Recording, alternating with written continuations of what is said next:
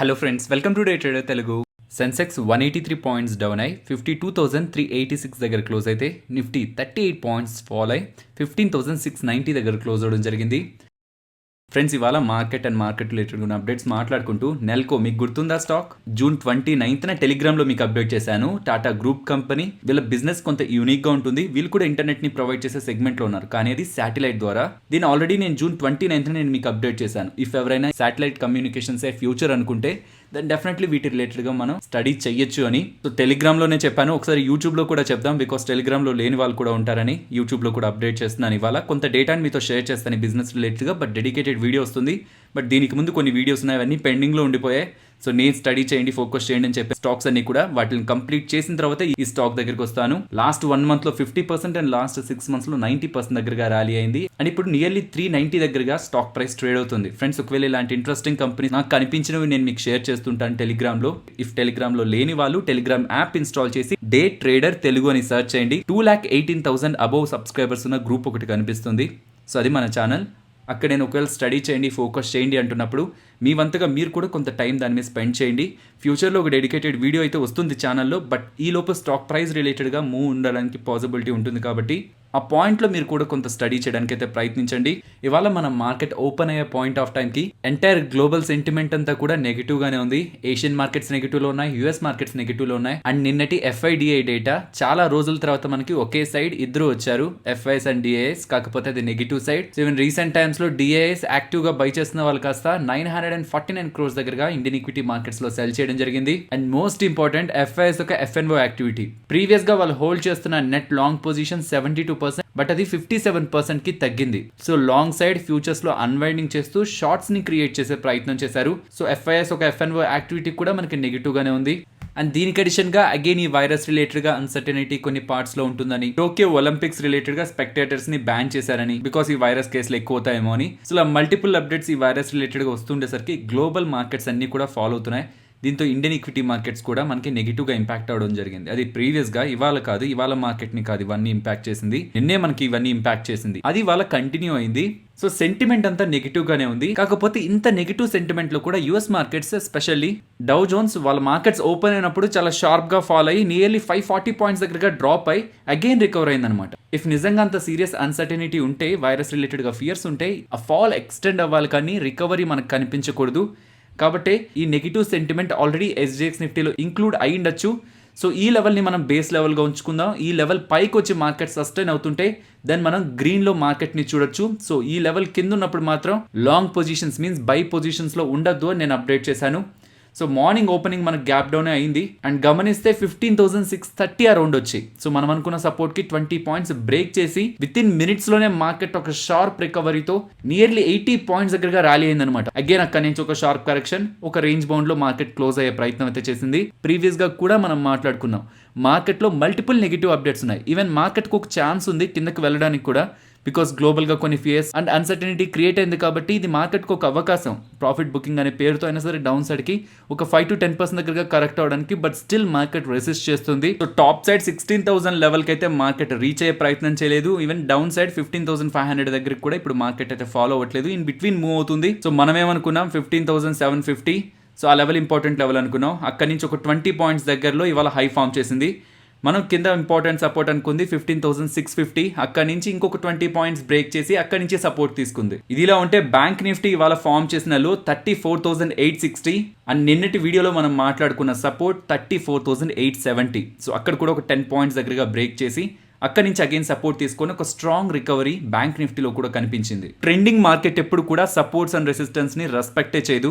ఏ డైరెక్షన్లో అయితే ఆ డైరెక్షన్లో స్ట్రాంగ్గా ర్యాలీ అయిపోతూ ఉంటుంది. ఎప్పుడు సపోర్ట్స్ ఎక్కువగా రెస్పెక్ట్ అవుతూ ఉంటాయి, రెసిస్టెన్స్ ఎక్కువ రెస్పెక్ట్ అవుతూ ఉంటాయంటే అది కేవలం రేంజ్ బౌండ్ మార్కెట్లోనే. అలా మార్కెట్ ఒక రేంజ్ బౌండ్లో మూవ్ అయ్యే ప్రయత్నం చేస్తుంది కాబట్టి ఒక సిరీస్ ఆఫ్ కన్సాలిడేషన్ కమింగ్ డేస్లో మనం మార్కెట్లో ఎక్స్పెక్ట్ చేయొచ్చు. ఫస్ట్ నెల్కో గురించి మాట్లాడుకోవాలి. ఇది ఒక Tata group company, because Tata అనగానే ఒక బ్రాండ్ వాల్యూ యాడ్ అవుతుంది కదా, కాబట్టి అంటున్నాను. వీళ్ళు చేస్తున్న బిజినెస్ ఏంటంటే, టెక్నికల్ వర్డ్స్ యూజ్ చేయకుండా మాట్లాడాలంటే శాటిలైట్ కమ్యూనికేషన్, తద్వారా రిమోట్ ఏరియాస్కి, ఈ టవర్సే ఉండని ఏరియాస్ ఉంటాయి కదా, అక్కడ వీళ్ళు ఇంటర్నెట్ని ప్రొవైడ్ చేయగలరు. ఫ్లైట్స్లో కానీ ఈవెన్ పెద్ద పెద్ద షిప్స్లో అక్కడ టవర్స్ ఉండవు కదా, వాళ్ళకి ఇంటర్నెట్ ఎలా వస్తుంది? ఇలాంటి శాటిలైట్ కమ్యూనికేషన్స్ని వాళ్ళు యూజ్ చేస్తుంటారు అనమాట. ఇప్పుడు ఇండియాలో వీటి పెనట్రేషన్ తక్కువ, కానీ గ్లోబల్గా ఆల్రెడీ టెస్లా వాళ్ళకి సంబంధించిన స్పేస్ ఎక్స్ ఆల్రెడీ ఈ శాటిలైట్ కమ్యూనికేషన్స్ రిలేటెడ్గా బిజినెస్ని స్టార్ట్ చేసింది. ఇది ఫర్దర్గా కూడా గ్రో అవడానికి స్కోప్ ఉంటుందని ఒకవేళ మీరు అనుకుంటూ ఉంటే దాని లిస్టెడ్ ప్లేయర్స్లో మనకి నెల్కో డైరెక్ట్ ఈ సెగ్మెంట్లో ప్లే చేస్తుంది అనమాట. ఎయిర్టెల్కి సంబంధించిన సబ్సిడరీ ఉంది, వాళ్ళదే యాక్చువల్గా మార్కెట్ షేర్ ఎక్కువ ఇండియాలో 63% దగ్గరగా ఈ సెగ్మెంట్లో. కాకపోతే వీళ్ళు కూడా గ్రాడ్యువల్గా మార్కెట్ షేర్ని పెంచుకుంటూనే వస్తున్నారు. వీళ్ళ ఫైనాన్షియల్ లాస్ట్ 4 quarters నుంచి వీళ్ళ సేల్స్లోనూ ఇంప్రూవ్మెంట్ కనిపిస్తుంది, వీళ్ళ నెట్ ప్రాఫిట్లోనూ ఇంప్రూవ్మెంట్ కనిపిస్తుంది. నెక్స్ట్ ఆటోమేటిక్గా వీళ్ళ ఈపీఎస్ కూడా గ్రో అవుతుంటుంది. బట్ వీళ్ళ డెట్ టు ఈక్విటీ 1.18 అనమాట. అండ్ ఇంకొక అబ్జర్వేషన్, ఎఫ్ఐసి రీసెంట్ క్వార్టర్లో వాళ్ళ వాటాన్ని పెంచుకున్నారు. సో ఇది ప్రైమరీగా కంపెనీ రిలేటెడ్గా ఉన్న డేటా. డెడికేటెడ్ వీడియోలో నేను మీకు కంప్లీట్గా కంపెనీ గురించి అయితే ఎక్స్ప్లెయిన్ చేస్తాను. నెక్స్ట్ మోల్నుపిరావిర్ గురించి ఒక ఇంపార్టెంట్ అప్డేట్ వచ్చింది ఫ్రెండ్స్. ఈ వైరస్ రిలేటెడ్గా ఈ డ్రగ్ అనేది చాలా యాక్టివ్గా వర్క్ చేస్తుందని, తగ్గిస్తుందని, ఎలాగా ఇది తీసుకున్న పేషెంట్స్ ఈజీగా రికవర్ అయిపోతున్నారని ప్రీవియస్గా కొన్ని ఆర్టికల్స్ అయితే పబ్లిష్ అయ్యాయి. దీని రిలేటెడ్గా హెటిరో వాళ్ళు ఫేజ్ 3 క్లినికల్ ట్రయల్స్ డేటాను అయితే drug controller general of India వాళ్ళకైతే సబ్మిట్ చేయడం జరిగింది. సో ఇది ఇచ్చిన పేషెంట్స్ రిలేటెడ్గా పాజిటివ్ డేటానే పబ్లిష్ చేశారు.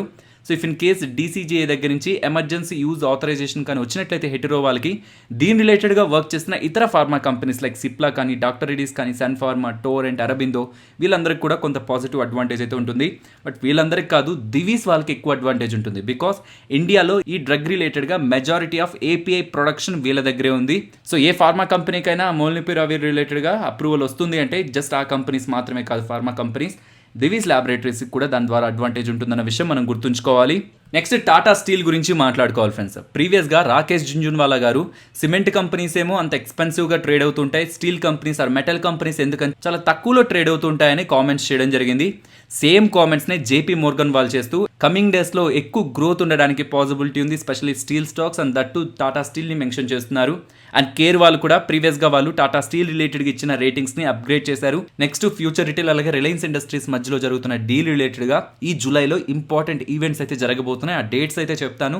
దీంట్లో ఇన్వెస్ట్మెంట్ చేసిన వాళ్ళైతే డెఫినెట్లీ ఆ డేట్స్ని గుర్తుంచుకోవాలి. జూలై 12th స్టార్ట్ అవుతుంది సింగపూర్ ఆర్బిట్రేషన్ ట్రిబ్యునల్లో కేసు అనేది. అగైన్ జూలై 16th మనకు దాని రిలేటెడ్గా ఒక అప్డేట్ రావాలన్నమాట.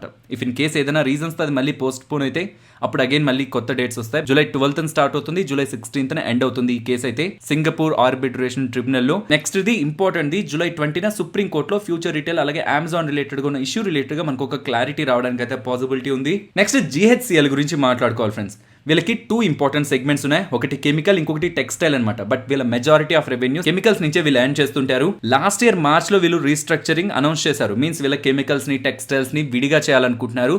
వాటిని సెపరేట్ చేసి, మీన్స్ డీమర్జర్ చేసి, విడివిడిగా వాటి రెండింటిని సెపరేట్ చేసి అగైన్ వాటిని స్టాక్ మార్కెట్ లో లిస్ట్ చేయాలనుకుంటున్నారు. ఫస్ట్ ఇలా చేయడానికి మెయిన్ రీజనే వాల్యుయేషన్ అనమాట. ఒకే కంపెనీలో 2 బిజినెస్లు ఉంటే ఆ రెండింటిని కలిపి వాల్యూ చేస్తుంటారు.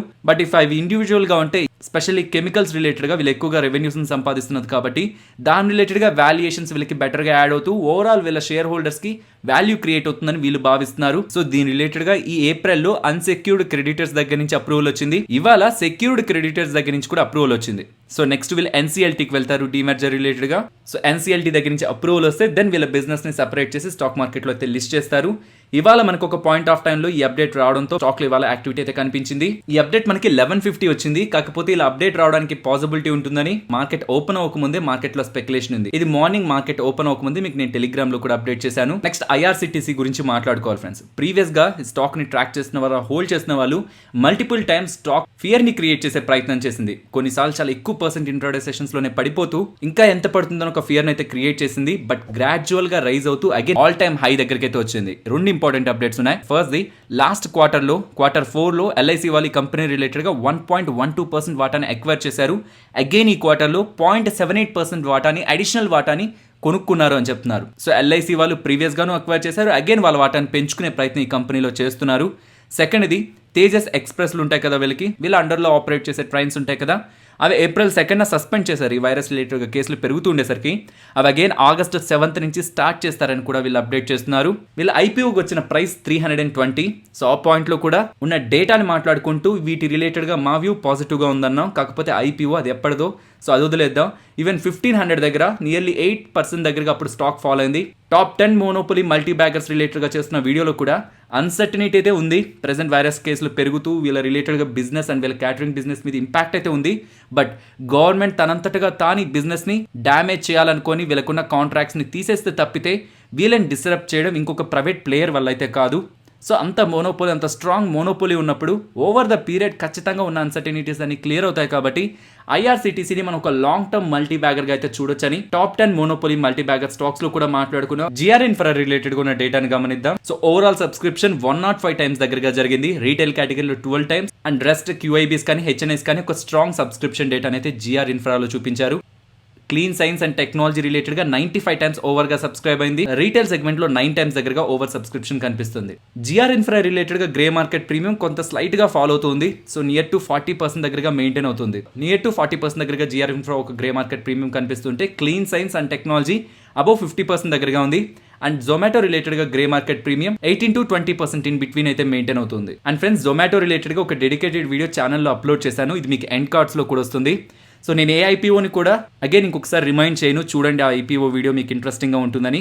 జస్ట్ మీకు ఆ కంపెనీ రిలేటెడ్ గా డీటెయిల్స్ అనే కాదు, పర్సనల్ గా నా వ్యూ అండ్ ఈ ఇండస్ట్రీ రిలేటెడ్ గా ఉన్న ఇంపార్టెంట్ డేటాను కూడా అక్కడ షేర్ చేశాను. పాసిబుల్ ఈ వీడియోని తప్పకుండా గమనించడానికి అయితే ప్రయత్నించండి, చాలా ఇంట్రెస్టింగ్ డేటా ఉంటుంది అండ్ ఖచ్చితంగా మీరు డిసప్పాయింట్ అయితే అవ్వరు. సో ఫైనలీ ఇది ఫ్రెండ్స్ మన వీడియో.